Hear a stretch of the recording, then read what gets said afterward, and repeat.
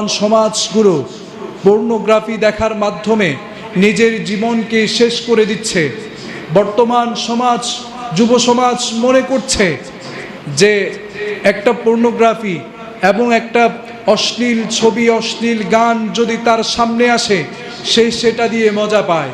আপনি যদি দেখতে পান আমাদের বাংলাদেশের যে কন্টেন্ট ক্রিয়েটর যারা আছে, আমার বাংলাদেশে যে ছবি নির্মাতা যারা আছে, আমার বাংলাদেশের যুব সমাজ যারা ছবি দেখে, আমার বাংলাদেশের, আমার সমাজের যে যুব সমাজ নাটক দেখে, ফিল্ম দেখে, তারা মনে করে যে যেই ছবিগুলোতে নায়িকার ছবিগুলো কি থাকবে, যত বেশি উলঙ্গ থাকবে তত বেশি সেগুলোতে ভিউজ হবে, তত বেশি আমরা সেগুলো দেখতে পারবো, ভালো লাগে।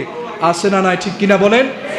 মনে রাখবেন প্রিয় যুবক ভাইয়েরা, আপনি যে এগুলো দেখছেন, আপনি যে পর্নোগ্রাফির উপরে আসক্ত হচ্ছেন, মনে রাখবেন যে পর্নোগ্রাফি দেখার মাধ্যমে আপনি রাত পার করছেন, যে পর্নোগ্রাফি সিনেমাগুলো দেখে আপনি রাত পার করছেন, যে খারাপ পোশাক পরিহিত যে ছবিগুলো আপনি দেখে মজা নিচ্ছেন, ওয়াল্লাহি বলে রাখছি, সেই রাতে যদি আপনার মরণ হয়, আজরাইল যদি সেই রাতে চলে আসে, সেই অপবিত্র অবস্থায় আপনাকে মৃত্যুবরণ করতে হবে, ঠিক কিনা বলেন? আপনাকে কেউ সেই সময় পরিষ্কার করে দিয়ে যাবে না, ফেরেশতা এসে আপনাকে পরিষ্কার করে দিয়ে যাবে না।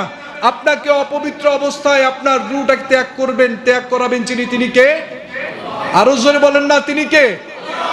আপনার যদি মরণের ভয় থেকে থাকে, তাহলে ওয়াল্লাহি আজকে থেকে আপনাকে ওয়াদা করতে হবে, পর্নোগ্রাফি দেখা বন্ধ করতে হবে, ইনশাআল্লাহ। আরো জোরে বলেন।